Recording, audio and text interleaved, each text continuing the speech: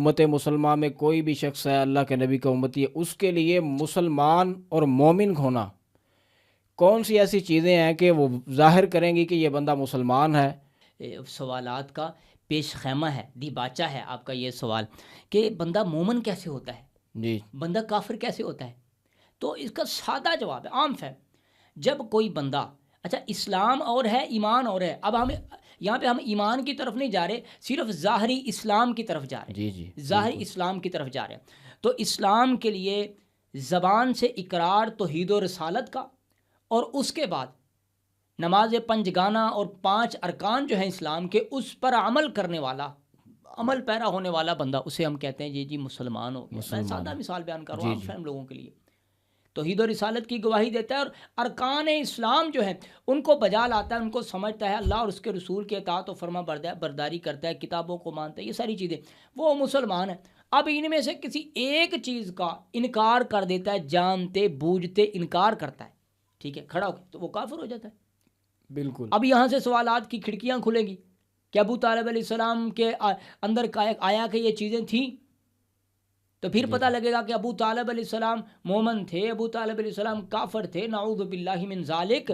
تو یہ آپ کے سوال کا سادہ سا جواب ہے کہ جو بندہ اللہ اور اس کے رسول پر، کتابوں پر ایمان رکھتا ہے، ارکان اسلام کو بجا لاتا ہے، وہ بندہ مومن ہے، اور مومن سب سے بڑی مسلمان ہے۔ بات یہ ہے کہ وہ اپنے کردار سے یہ ثابت کرتا ہے، ہاں یعنی اسلام کے اوپر پورا چلتا ہے اور اپنے کردار سے بھی اس کو ظاہر کرتا ہے۔ جی جی، ان کی جی تو جی سیرت سے ہر چیز جو ہے نا ان کی، یہاں پہ وہ لوگ، میں آپ کو یہ بات بتاتا ہوں، وہ لوگ جو یہ کہتے ہیں کہ جناب ابو طالب علیہ السلام پر کفر کا فتویٰ لگاتے ہیں، کچھ روایات کی بنیاد پر کفر کا فتویٰ لگاتے ہیں، وہ بھی یہ کہتے ہیں کہ ہم ادب کی نگاہ سے دیکھتے ہیں، خدا کی قسم جی ابو جی طالب علیہ السلام کی سیرت، آپ کی شخصیت جو ہے وہ اتنی، جیسے کہتے ہیں نا جادو، وہ جو سر چڑھ کے بولے، اتنی بڑی دلیل ہے، روشن مینار ہے کہ کوئی اپنا تو اپنا بیگانہ بھی آپ کی سیرت کی طرف انگلی اٹھا کے نہیں دیکھ سکتا، انگلی نہیں بالکل اٹھا اس سکتا۔ طرح، وہ بھی جو کفر کا فتویٰ لگاتے ہیں، وہ بھی کہتے ہیں کہ ابو طالب نے ساری زندگی نبی کی مخالفت نہیں کی، ابو طالب نے ساری زندگی نبی کی گستاخی نہیں کی،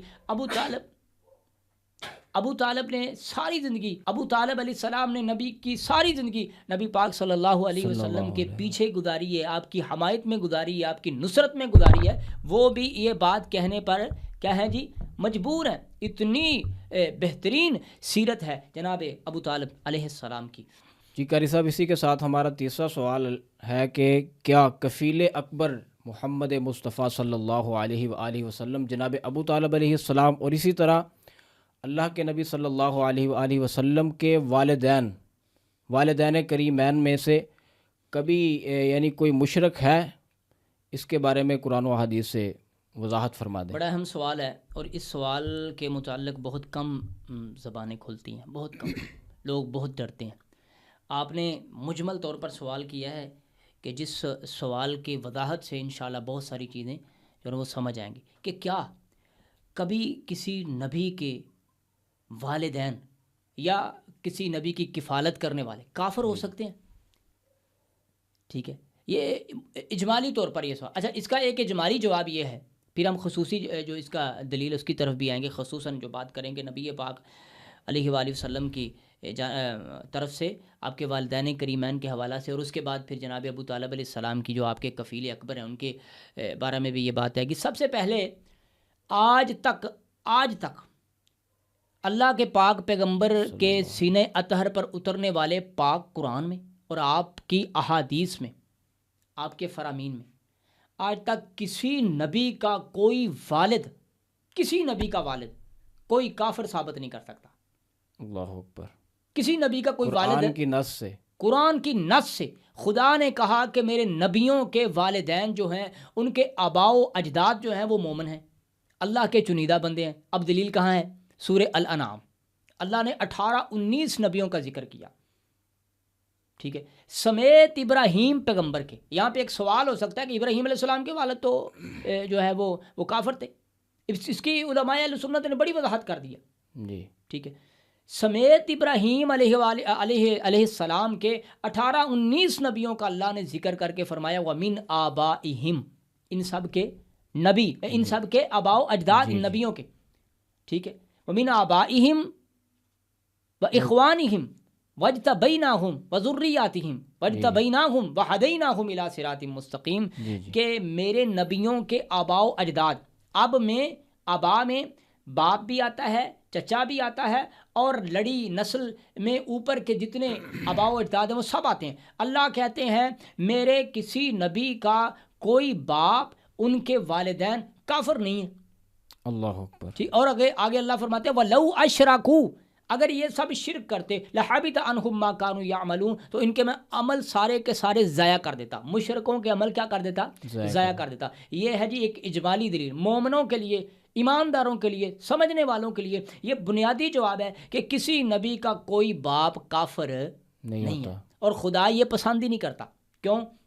دنیا پہ نبی آتا ہے طہارت لے کر، طہارت کا درس لے کر، توحید کا درس لے کر، رسالت کا درس لے کر، خدا کی الوہیت کا درس لے کر، خدا کی ربوبیت کا درس لے کر، خدا کی وحدانیت کا درس لے کر۔ جب وہ نبی ان پشتوں سے نکلا ہو کہ جو شرک سے لبریز ہوں، جو شرک سے بڑا گندا ہوں، جو شرک سے گندی ہوئی ہو پشتیں، اور اس سے نعوذ باللہ من ذالک نبی نکلا ہو، تو جب وہی کھڑا ہو کے اپنی قوم کو کہے قولوا لا الہ الا اللہ، یا پھر اللہ کے ساتھ شرک نہ کرو، توحید پر آ جاؤ، تو قوم میں سے کوئی ایک تو کھڑا ہو کے کہہ سکتا ہے نا کہ ہمیں تو مشرک کہہ رہا ہے، اور تیرے آبا و اجداد سارے مشرک تھے، تو مجھے آپ ایمان سے بتاؤ، میں ناظرین سے بھی یہ سوال کرتا ہوں، آپ ایمان سے بتاؤ وہاں پہ نبی کی دلیل مضبوط ہوگی یا کمزور ہوگی؟ کتنی کمزور ہوگی نبی کی؟ ایک لمحے کے لیے تو نبی نیچے دیکھے گا نا، ایک لمحے کے لیے شرم سے، شرمندگی سے، نعوذ باللہ من ذالک نبی نیچے دیکھے گا نا۔ جب ایک لمحے کے لیے نبی اپنی نگاہیں نیچی کرے تو خدا کے انتخاب پہ شک پڑتا ہے۔ اللہ اکبر۔ اتنی بڑی دلیل ہے یہ، خدا کے انتخاب پہ شک پڑتا ہے۔ تو اللہ اپنے نبیوں کو زمین پر مضبوط دلیل دے کے بھیجتا ہے، ان کے والدین۔ اور پھر اب خاص دلیل کی طرف آتے ہیں۔ اللہ کے پاک پیغمبر امام الانبیاء جناب محمد مصطفیٰ صلی اللہ علیہ وآلہ وسلم فرماتے ہیں میں اپنے باپ آدم سے لے کر من لدن آدم الی ان ولدنی ابی و امی، میں اپنے باپ آدم سے لے کر اپنے باپ عبداللہ بن عبد المطلب علیہ السلام تک پاک صلبوں سے پاک رحموں میں منتقل ہوتا آیا ہوں۔ پاک صلبوں سے پاک رحموں میں منتقل ہوتا ہے، یعنی میرا آدم علیہ السلام سے میرے آبا و اجداد، میرے باپ عبداللہ، میرے والد عبداللہ تک تمام کے تمام پاک صلبوں سے پاک رحموں میں میرا یہ جو ہے نور منتقل ہوتا آیا ہے، حتیٰ کہ میرے والد نے، میری والدہ آمنہ سلام اللہ علیہا نے مجھے جنم دیا۔ یہ ہے فرمان اللہ کے پیغمبر علیہ وآلہ وسلم کا۔ اللہ اکبر۔ نبی پاک صلی اللہ علیہ وسلم کو، اب مجھے یار ایک میں سوال کرتا ہوں، بڑا بنیادی سوال ہے، بڑا اجزانہ سوال ہے کہ قرآن مقدس میں والدین کے جتنے فضائل ہیں، والدین کے متعلق جتنے فضائل ہیں، جتنے حقوق ہیں، یہ سب اللہ کے پیغمبر کے سینے اطہر پر نازل نہیں ہوئے؟ بالکل انہی کے سینے اطہر پر نازل ہوئے نا۔ فلا تقل لہما اف، جہاں پر اللہ تعالیٰ نے اپنی عبادت کا ذکر کیا وہاں پر ہی والدین کا ذکر ہوا ہے۔ تو اب مجھے یہ بتائیں، ساری دنیا کے والدین کو آپ نے جنتیں تقسیم کر دی، حقوق دے دیے، والدوں ان کی قدموں کے نیچے جنتیں ہیں، سارا کچھ ہے، تو آپ کے یہ کیا یہ سوال نہیں اٹھتا کہ جس نبی نے پوری کائنات کے والدین کو فضائل دے دیے، اہمیت دے دی، مقام دے دیا، حقوق دے دیے، مرتبہ دے دیا، ان کے اپنے والدین کا حال یہ ہے نعوذ باللہ کہ وہ کافر ہیں؟ نعوذ باللہ من ذالک۔ اب آتے ہیں جناب ابو طالب علیہ السلام کی طرف۔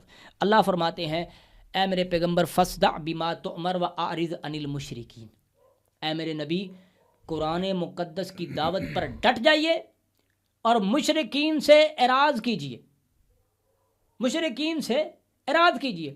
اب مجھے پوری پیغمبر کی زندگی میں ایک لمحہ دکھا دو جب تک جناب ابو طالب علیہ السلام زندہ رہے ہیں کہ ایک لمحہ بھی اللہ کے پیغمبر نے جناب ابو طالب علیہ السلام سے علیحدگی اختیار اس لیے کی ہو کہ میرا چاچا مشرک ہے۔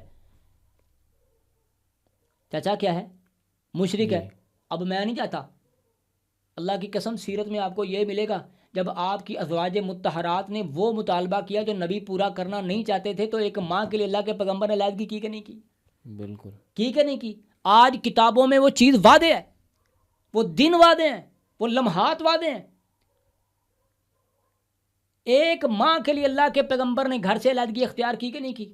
ناراضگی کا اظہار کیا کہ نہیں کرا؟ وہ غیرت مند نبی کیا ایک مشرک ایک کافر چچا کے ساتھ ساری زندگی بتا دی؟ اللہ کہتا ہے آپ مشرکوں سے اعراض کرو، اور تو آپ کو دنیا والوں کو اس بات کا بخوبی علم ہے کہ جب اللہ فرماتے ہیں وہ انذر عشیرتک الاقربین، میرے سوال کے جواب میں طوالت ہو جائے، اپنے ذرا ناظرین نے بھی اس کو برداشت کرنا ہے، وہ انذر عشیرتک الاقربین، اے میرے پیغمبر اپنے قریبیوں کو بلاؤ اور انہیں دعوت دو، دعوت ذوالعشیرہ۔ نبی پاک صلی اللہ علیہ وآلہ وسلم کی یہ جو دعوت پکی ہے یہ کس کے گھر پکی ہے؟ اسلام کی پہلی دعوت کس کے گھر ہوئی ہے؟ ابو طالب علیہ السلام کے گھر۔ ایک دن لوگ کھا کے اٹھ گئے، دوسرے دن لوگ کھا کے اٹھ گئے، تیسرے دن اٹھنے لگے، جناب ابو طالب علیہ السلام نے فرمایا بیٹھو بات سنو محمد کی صلی اللہ علیہ وآلہ وسلم، اور پہلا مددگار کہاں سے ملا؟ ابو طالب علیہ السلام کے گھر سے۔ اللہ جناب علی المرتضیٰ امیر المؤمنین سید المؤمنین کھڑے ہوئے، اللہ کے پیغمبر میں آپ کی مدد کروں گا۔